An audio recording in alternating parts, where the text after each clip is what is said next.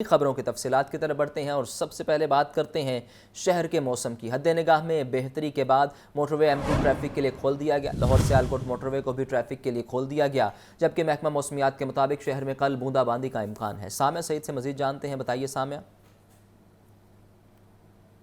جی بالکل اسامہ، اگر بات کی جائے شہر لاہور کے موسم کے حوالے سے تو تاحال سورج اپنی کرنیں دکھا رہا ہے اور سورج اور بادلوں کی آنکھ مچولی کا سلسلہ جاری ہے۔ حد نگاہ بہتر ہوتے ہی موٹر وے M2 لاہور سیالکوٹ موٹر وے اور موٹر وے M4 کو جو ہے وہ ہر قسم کی ٹریفک کے لیے کھول دیا گیا ہے، مگر اس کے باوجود بھی بار بار مسافروں کو یہی کہا جاتا ہے کہ بلا ضرورت گھروں سے باہر نہ نکلیں اور تمام طرح احتیاطی تدابیر پر جو ہے وہ لازمی عمل کریں۔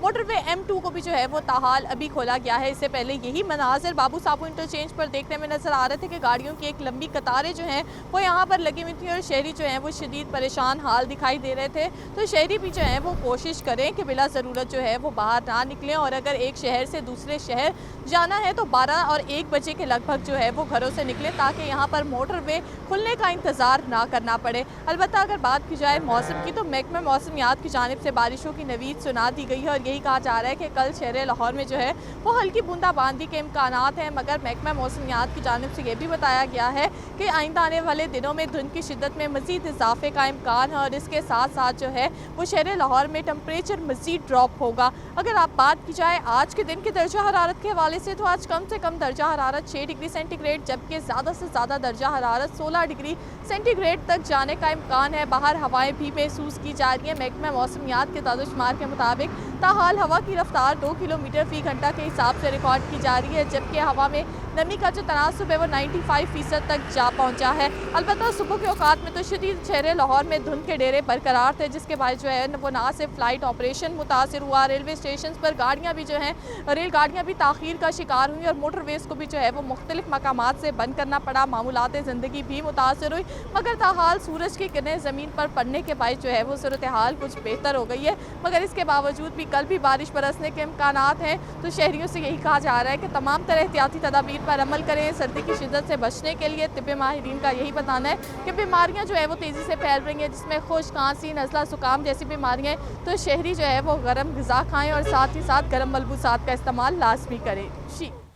آپ کا بہت شکریہ سامعہ سعید، آپ ہمیں تفصیلاً آگاہ کر رہی تھی۔ شہر میں دھند کے ڈیرے تھے، لیکن اب موٹر وے M2 M3 کو ٹریفک کے لیے کھول دیا گیا ہے۔ دھند میں کمی کے بعد ٹریفک کے لیے موٹر ویز کو کھول دیا گیا ہے۔ طویل انتظار کے بعد فضائی آلودگی میں کمی، 163 کے اوسط AQI کے ساتھ لاہور آلودہ شہروں کی فہرست میں 11ویں نمبر پر آ گیا۔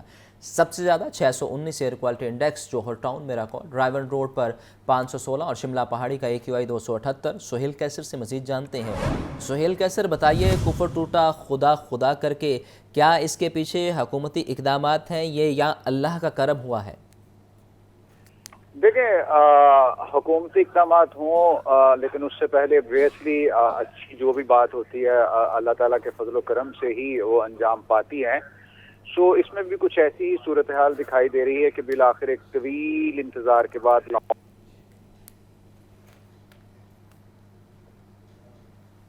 سہیل کیسر سے اس بارے اپڈیٹ لیں گے۔ آپ کو بتا رہے ہیں کہ اس وقت شہر کا اوسط ایئر کوالٹی انڈیکس 163 ہو چکا ہے اور فضائی آلودگی میں کمی ہوئی ہے۔ پچھلے کافی عرصے سے لاہور آلودگی کے اعتبار سے آلودہ ترین شہروں میں پہلے نمبر پر تھا، لیکن اس وقت اس کا نمبر 11واں ہو چکا ہے۔ بلدیہ عظمیٰ لاہور کی غفلت، پلاننگ ونگ کے سالانہ ہدف کا حصول سست روی کا شکار، نقشہ فیس ہدف اور بلڈنگ پلان زیرو نہ کیا جا سکا، 159 بلڈنگ پلان التوا کا شکار، رہائشی اور کمرشل سٹیک ہولڈرز پریشان، آفیسرز کی سب اچھا کی رپورٹ۔ چیف رپورٹر عمران اکبر سے مزید جانتے ہیں، بتائیے عمران۔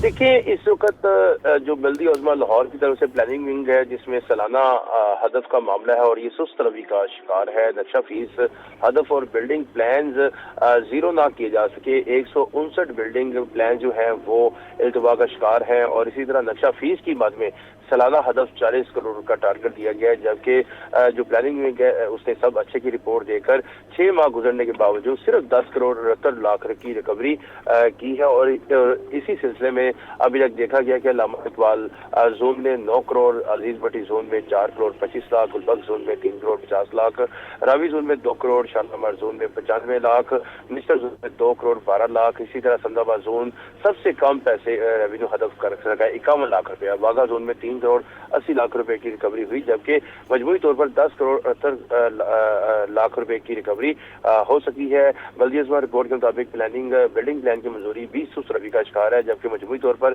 1145 میں سے 159 بلڈنگ پلانز التوا کا شکار ہیں، 818 منظور ہوئے ہیں، 56 مسترد ہوئے، جبکہ 118 پر اعتراضات لگا دیے گئے۔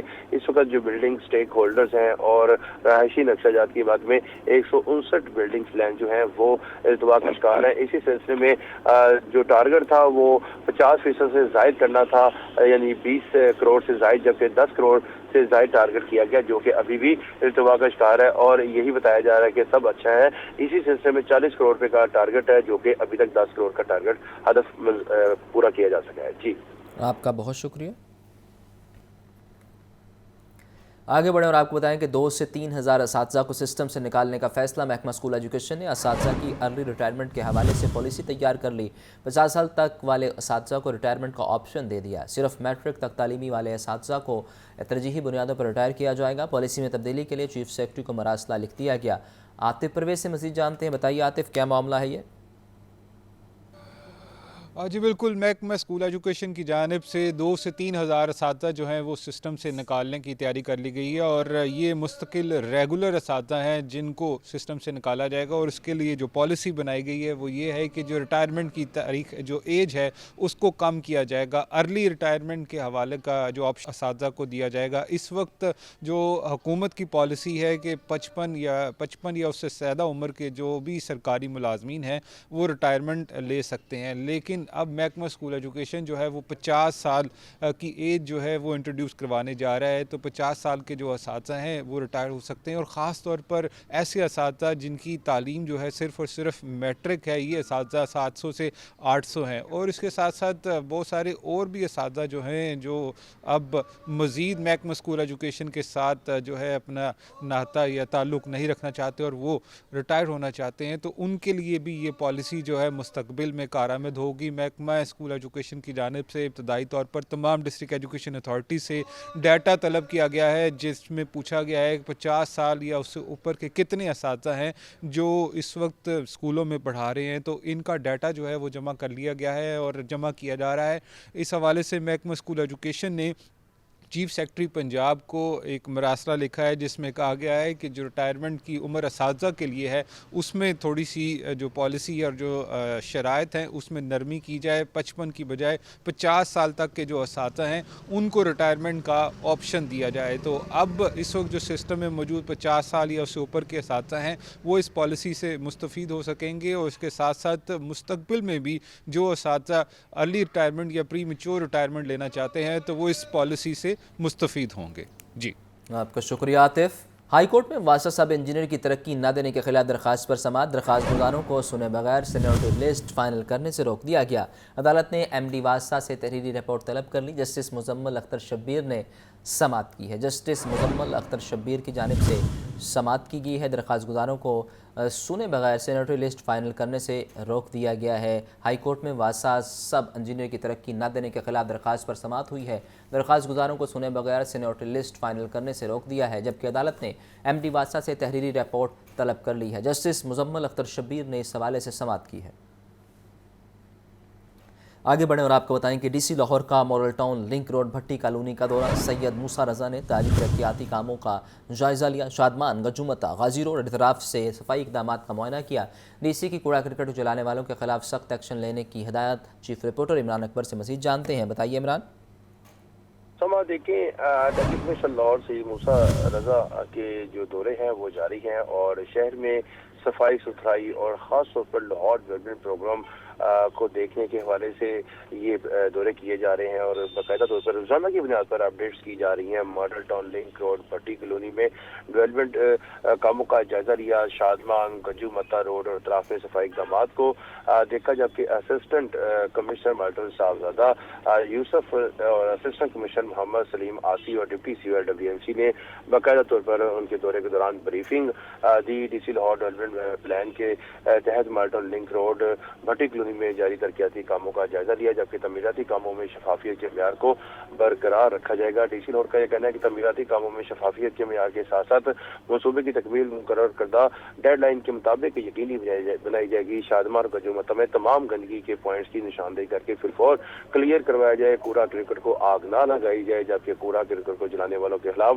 سخت ایکشن اور FIR کا اندراج کروایا جائے۔ شہریوں کو کوڑا دان میں کوڑا ڈالنے سے متعلق روزانہ کی بنیاد پر آگاہی دی جائے۔ تجاوزات مافیا کے خلاف فیلڈ میں متحرک رہیں گے۔ عارضی و مستقل تجاوزات کا خاتمہ یقینی بنانے کے لیے ٹالرنس پالیسی اپنائی جا رہی ہے، جبکہ سڑکوں کی آمد و رفت کے لیے بنایا جاتا ہے، تجاوزات کے لیے نہیں۔ اس والے سے غیر قانونی طور پر پارکنگ سٹینڈز قائم کرنے والوں کو سخت وارننگ دی جا رہی ہے۔ خوبصورت لاہور شہر کو تجاوزات سے پاک کر کے مزید خوبصورت بنایا جائے گا۔ شہری آبادی سے جھگیوں جانوروں کے اخلاق کو بھی یقینی بنایا جا رہا ہے۔ وزیر اعلیٰ پنجاب مریم نواز شریف کے ویژن کے مطابق مشن کلین لاہور کے لیے فیلڈ میں متحرک رہیں گے۔ جی آپ کا بہت شکریہ۔ شہر کو خوبصورت بنانے کے لیے LDA کے منصوبے LDA اور ٹیپا کا پیچ ورک اور پورٹ فول مرمت کا کام ادھورا رہ گیا۔ حکومت کی جانب سے تاحال پیچ ورک اور کارپیٹنگ کے لیے فنڈز نہ دیے گئے۔ LDA اور ٹیپا نے 188 کلومیٹر پر پیچ ورک کے بعد کام بند کر دیا۔ 3 سالوں میں تعمیراتی کام پر بروقت نہ ہونے سے سڑکیں ٹوٹ پھوٹ کا شکار ہیں۔ زین العابدین سے مزید جانتے ہیں، بتائیے زین۔ لاہور میں ٹریفک روانی کو ہموار کرنے کے لیے اور خوبصورت بنانے کے لیے لاہور کی مرکزی شاہراہوں پر پیچ ورک کا آغاز کیا گیا تھا۔ اسی تناظر میں LDA اور ٹیپا نے پہلے مرحلے میں 302 کلومیٹر سڑکوں پر پیچ ورک کرنا تھا۔ LDA اور ٹیپا کی طرف سے 188 کلومیٹر پر پیچ ورک کا کام کر کے جو مزید کام ہے اس کو بند کر دیا گیا اور دوسرے مرحلے پر کام کا آغاز ہی نہیں کیا گیا۔ اس طرح لاہور کی سڑکوں پر پیچ ورک کا جو کام ہے وہ اس وقت مکمل طور پر بند ہے اور جو اس وقت ٹریفک روانی ہے وہ بھی شدید متاثر ہو رہی ہے۔ اسی تناظر میں LDA کی طرف سے ایک سروے کیا گیا تھا جس میں شہر لاہور کی 900 کلومیٹر طویل مرکزی اور رہائشی علاقوں کی شاہراہوں کو مرمت کی ضرورت درکار ہے، یہ ایک سروے کیا گیا، لیکن 3 سالوں میں تعمیراتی کام بروقت نہ ہونے کی وجہ سے سڑکیں ٹوٹ پھوٹ کا شکار ہو گئی۔ یہ 500 کلومیٹر کا پہلے مرحلے میں ٹاسک تھا جس میں 302 کلومیٹر فرسٹ فیز میں کیا جانا تھا اور باقی جو 198 کلومیٹر ہے وہ دوسرے فیز میں کیا جانا تھا، لیکن اس وقت لاہور کی یہ تقریباً 312 کلومیٹر طویل سڑکیں ہیں جس پر ابھی تک پیچ ورک نہیں کیا گیا۔ شہر کے وسطی اور نواحی علاقوں میں واقع سڑکوں پر گڑھے پڑ چکے ہیں۔ مرکزی شاہراہوں پر پیچ ورک نہ ہونے کی وجہ سے ٹریفک روانی متاثر ہو رہی ہے۔ دوسری طرف پنجاب حکومت کی طرف سے LDA اور ٹیپا کو سڑکوں پر پیچ ورک کے لیے فنڈز بھی جاری نہیں کیے جا رہے۔ آپ کا شکریہ زین۔ آزادی کی خاطر اپنی جان قربان کرنے والے بھگت سنگھ کی یاد میں گیلری قائم کر دی گئی۔ پونچھ ہاؤس میں بنائی گئی گیلری میں بھگت سنگھ، اس کے اہل خانہ اور ساتھیوں کی نادر تصاویر آویزاں۔ گیلری کس طرح سے بھگت سنگھ کی زندگی کا احاطہ کرتی ہے، بتا رہے ہیں سہیل کیسر۔ جی سہیل۔ دیکھیں، سچی بات تو یہ ہے کہ لاہور کے تاریخی پونچھ ہاؤس میں قائم کی گئی بھگت سنگھ لائبریری میں آ کر ہمیں ذاتی طور پر بہت خوشی ہوئی ہے کہ اس لائبریری کے قیام سے جو نوجوان ہیں، جو آنے والی نسلیں ہیں، ان کو یہ جاننے کا موقع ملے گا کہ جدوجہد آزادی میں بھگت سنگھ کا کیا کردار رہا۔ 1907 میں فیصل آباد کے قریب علاقے جڑا والا میں پیدا ہونے والے بھگت سنگھ کے شروع سے ہی ایسے خیالات تھے کہ ہندوستان پر حکمرانی کا حق صرف ہندوستانیوں کو ہے، اس لیے انگریزوں کو یہاں سے واپس جانا چاہیے۔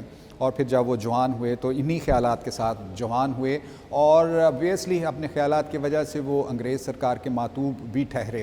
1929 میں انہوں نے دہلی کی لیجسلیٹو اسمبلی کے باہر ایک بم دھماکہ کیا جس کو ہم علامتی بم دھماکہ بھی قرار دے سکتے ہیں، جس کا مطلب یہ میسیج دینا تھا کہ ہندوستانی انگریزوں کی حکمرانی کو قبول نہیں کرتے، اور اسی پاداش میں ان کو گرفتار کیا گیا اور 1929 میں یہ بم دھماکہ ہوا اور 1931 میں ان کو سزائے موت سنا دی گئی۔ اب ان کی یاد میں یہ بھگت سنگھ لائبریری جو بھگت سنگھ گیلری قائم کی گئی ہے، اس میں ان کے بچپن سے لے کر جوانی کی تصاویر اور مختلف حوالوں سے ان کی زندگی کا احاطہ کرتے ہوئے دیگر جو تصاویر ہیں وہ آویزاں کی گئی ہیں، تقریباً 60 کے قریب ہیں۔ بڑے اچھے طریقے سے اس گیلری کو ڈیکوریٹ کیا گیا ہے اور obviously یہاں پر لوگوں کو بھی آنا چاہیے، اپنے بچوں کو بھی لے کر آنا چاہیے اور ان کو روشناس کرانا چاہیے ایک ایسی شخصیت سے جس نے آزادی کے لیے اپنی جان دی۔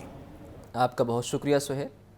پی سی بی نے 2024 کے لیے ہال آف فیم کرکٹرز کا اعلان کر دیا۔ سابق کپتان مشتاق احمد، انضمام الحق، سعید انور اور مصباح الحق شامل چاروں کرکٹرز پاکستان کے لیے نمایاں کارنامے سر انجام دے چکے ہیں۔ 10 کرکٹرز پہلے ہی P C B hall of fame میں شامل ہو چکے۔ Chairman P C B Mohsin Naqvi کا کہنا تھا کہ چاروں کھلاڑی پاکستانی کرکٹ کی تاریخ میں ایک خاص مقام رکھتے ہیں۔ محمد اسامہ سے مزید جانتے ہیں۔ اسامہ بتائیے۔ بالکل، پاکستان کرکٹ بورڈ نے 2024 کے لیے ہال آف فیم کرکٹرز کا اعلان کر دیا ہے۔ سابق کپتان مشتاق احمد، انضمام الحق، سعید انور اور مصباح الحق ہال آف فیم میں شامل ہیں۔ چاروں کرکٹرز پاکستان کے لیے نمایاں کارنامے سر انجام دے چکے ہیں۔ 10 کرکٹرز پہلے ہی P C B hall of fame میں شامل کیے جا چکے ہیں۔ محسن نقوی جو چیئرمین پاکستان کرکٹ بورڈ ہیں، انہوں نے کہا کہ کرکٹرز ہمارے سفیر ہیں اور پی سی بی انہیں یہ اعزاز دینے میں فخر محسوس کرتا ہے۔ یہ چاروں کھلاڑی پاکستان کی کرکٹ کی تاریخ میں ایک خاص مقام رکھتے ہیں۔ مجھے امید ہے کہ ہمارے کرکٹرز ان عظیم کھلاڑیوں کے نقش قدم پر چلیں گے۔ پاکستان کی خوش قسمتی ہے کہ اس نے ایسے غیر معمولی کھلاڑی پیدا کیے ہیں جنہوں نے عالمی سطح پر پاکستان کی پذیرائی میں اپنا کردار ادا کیا ہے اور پاکستان کا نام دنیا بھر میں روشن کیا ہے۔ جی، آپ کا بہت شکریہ اسامہ۔